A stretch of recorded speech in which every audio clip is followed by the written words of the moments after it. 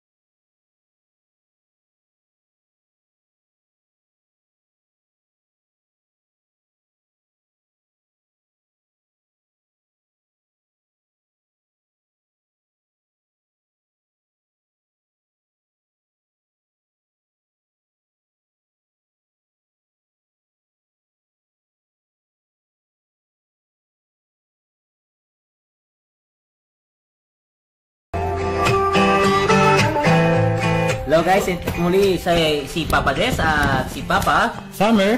So, nagbabalik po tayo po sa ating programa na Bahay Love Story. So, meron tayong pag-uusapan ngayon, no? Yeah, meron tayong pag-uusapan ngayong topic. Ito po yung na-audio ito nakaraan.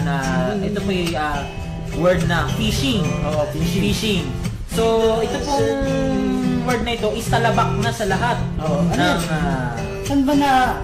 Saan ba na-uso yan ngayon? Parang sa mga social network, no? Oh, like Facebook, Instagram, and Twitter. So, itong pong fishing na ito is laganap na po sa buong mundo. Actually, dito po ay marami pong nadadaya. Ito, nagtataka ako eh. Paano ba malalaman yung fishing na yan?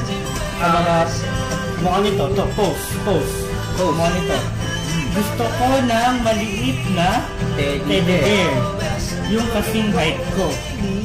Ano yan? Fishing. Yan, sample yan. Like, tapos may comments. Babae nag-post. Tago natin sa pangalang Imawoto. So, ang kanyang post is fishing. Yan. Fishing kasi gusto niya raw ng maliit na teddy bear. E di naghanap siya kung sino yung magre-regalo sa kanya. At yung lalaki na yun yung makanyang madedekwat. Bukod sa madedekwat, yun yung kanyang papaasahin malamang. So fishing to? Fishing yan. Ito. Post number 2. Nag-post siya bro na picture tapos merong happiness is a choice. Your choice. Tapos may picture lang siya. Parang picture na may words. Ano yan? Nagpipish ba siya o ano? Ano sabi mo? Sharing lang yan. Kasi happiness daw eh. So, happy siya. Ano to? To inspire other people. Yeah, to inspire, to share. So, tama lang yung mga ganyan. So, meron pa tayong mga mababasa kong dealers, fishing. Fishing. Sa mga word na fishing. So, ano pa ang ating mga Just sa social network na. Social network. Sa mga post yan eh. Mga post yan eh, no? So, halimbawa, itong ito. Super duper tired. Ano yan? Fishing o ano yan? Sharing ang brand. Pag sinabing super duper tired, ibig sabihin yan, fishing yan bro. Fishing. Paano natin masasabing fishing yan? Kasi tired daw siya. Means, kaya sinabi niyang tired, ibig niya merong mag-reply sa kanya. Oo na mga lalaki. Tatanungin siya, bakit siya tired? Itago natin ang nag-post sa pangalang Jocelyn. So, siya po ay nami-fishing. Tandaan niyo po yan, yung mga ganyang post is fishing. Nanguhuli ng mga mag-comment, magla-like, mag-share ng kanilang mga experiences. Ito po ang fishing. So, meron din, akala nyo ba, dito lang sa Facebook lang yan. Laganap yan, kahit sa Instagram, sa Twitter, iba pang social network sites.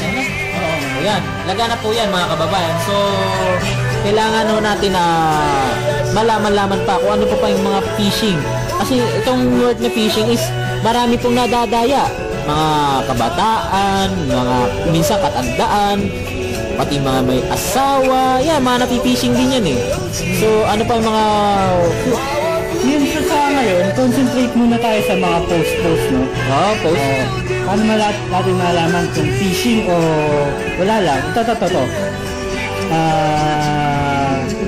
Distance doesn't matter if you really love the person. Okay. What matters most is the honesty and trust for the relationship to work out. Ano yan? Tapos may picture na selfie. Ano yan? Fishing o... Ano yan? Ano sabi mo? Fishing yan, fishing. Fishing yan. Daming likes dami nag-like eh. 59 ang nag-like. Tapos may mga comments pa, fishing yan. So marami siyang mga nahuling... naghahanap yan. Lalaki yan, di ba? Lalaki. Babaero. Babaero yan. Kaya pangit siya, tapos naka-selfie na maganda, yun mismo ay nang fishing. Okay. Ang pinipishing niya is mga girls. Fishing to. Fishing yan. To. Itago natin siya sa pangalang Dave. Good moon. Sobrang init. Nakatapat na ako sa pan. Grabe naman. Sharing yan. Sharing lang yan. Hindi yan naghahanap. Hindi pa yan naghahanap. Pero tandaan nyo, yung mga ganyan is simula na. Nagsisimula dyan yung pagiging fishing. Tawag dyan is fisherman di ba? Fisherman ang tawag dyan. So bukod dun sa mga post, paano yung mga picture? Ayan, pinapakita yung mga ano nila. Grabe. Yan. Sa mga picture, paano malaman pag yung picture, regular na picture lang o fishing? So, paano natin malalaman kung ito mismo regular na picture or fishing? Siya ay naka-selfie. Selfie. Number one sa lahat, sikat na sikat, is selfie. Selfie. Nagsiselfie siya dahil para maka-fishing siya ng mga... kamukha nito. Picture siya ulit. Picture siya ulit. Nakadapa. Ay, cute. So, siya ay naka-selfie. Cute talaga siya. Tapos, ang kanyang post sa kanyang picture daming like. 127 like. So, ang post niya is, you are always here in my mind. Yan. Ibig sabihin, tago natin na nag-post is Ima Kati. Si Kati po ang nag-post. So, sa dami nang nag-like, marami rin ang nag-comments na nakalagay na, ma'am, ang ganda niyo pala. Naghahanap yan. Fishing yan. Para sabihin niya na you are always in my mind is fishing yan. Ito na yung mga picture niya, bro. Nagkataka ko naman ako dito. Yung picture niya parang may filter, hindi yung natural.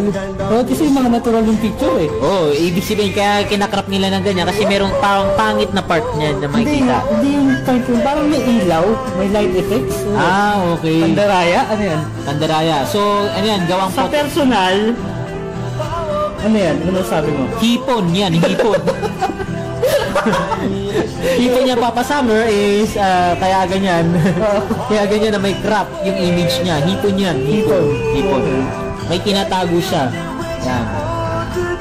So, ano pa bang mga...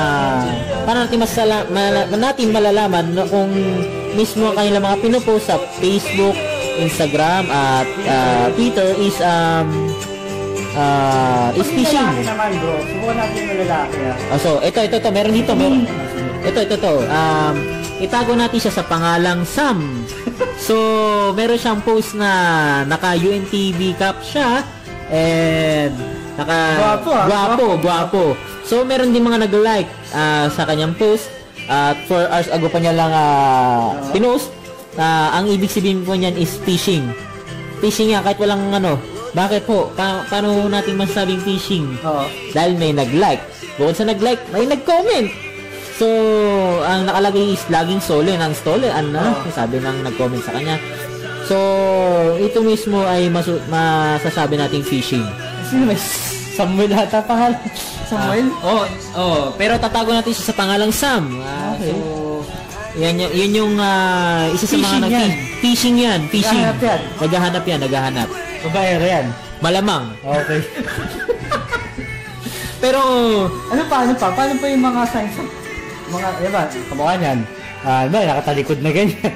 So, merong mga profile pictures na lalaki, nakatalikod. Ibig po yan, mysterious yan, yung lalaki yan.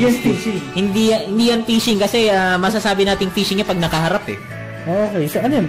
May payong pata. So, yung nakikita niya, di ba, ayan, tago natin sa pangalang Stealth Assassin, yan.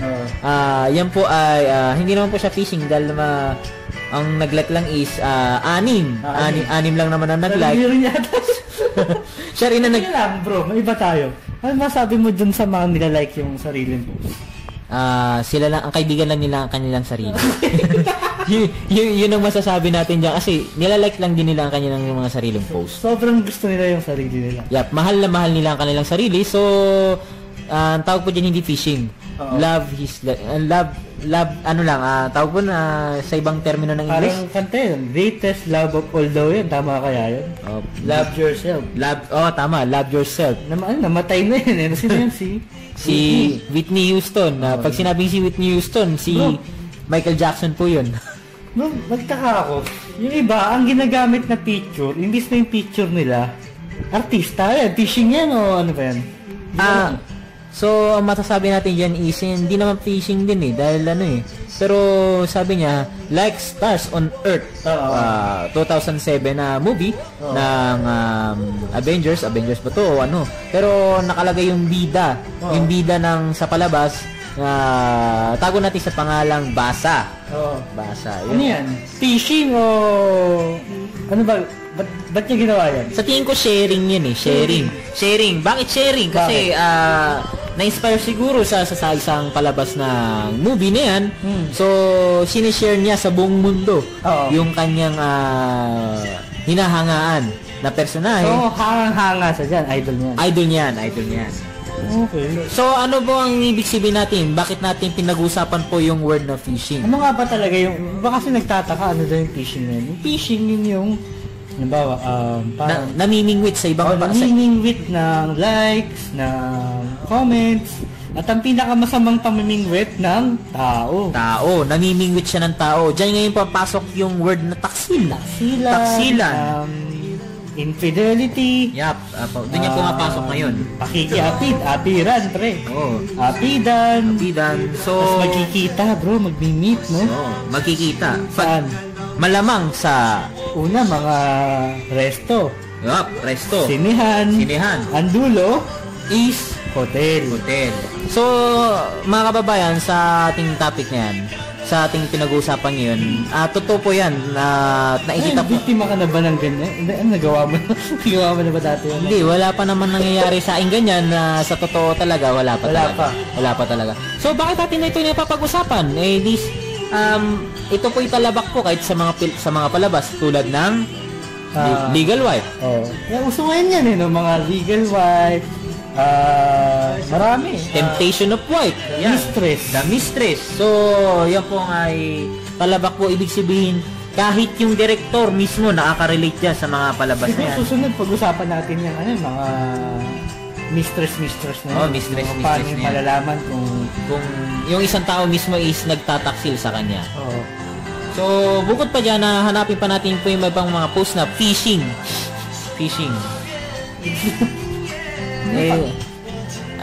Ito mga tol, ba? Mahilig sa mga grupo, pero sa totoong buhay, loner. Loner.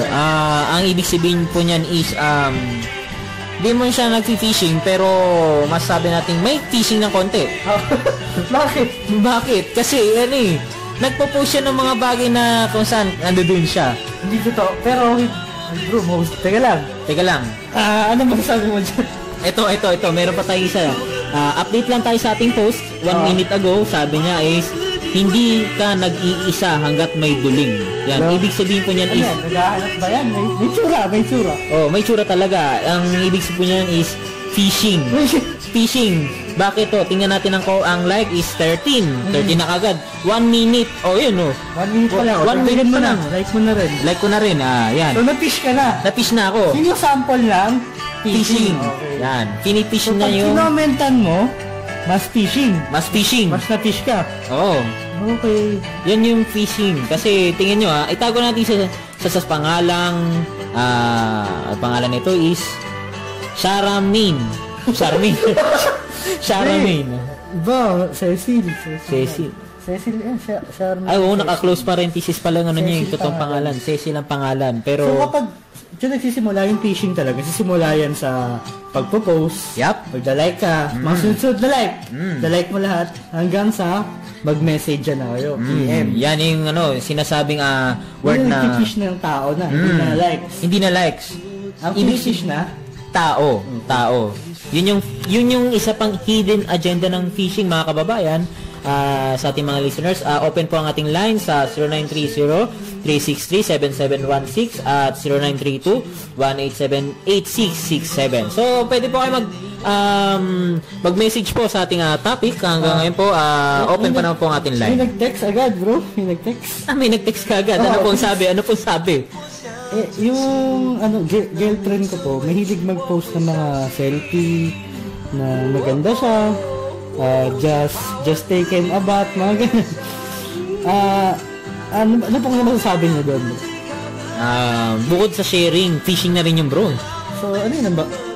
Taksil na yung girlfriends kaya niya? Hindi pa naman siguro nagtataksil, pero doon sa ating, sino ba yung ating texters from Kervin, sa ating listeners, ang ating masasabi po doon sa inyong text is,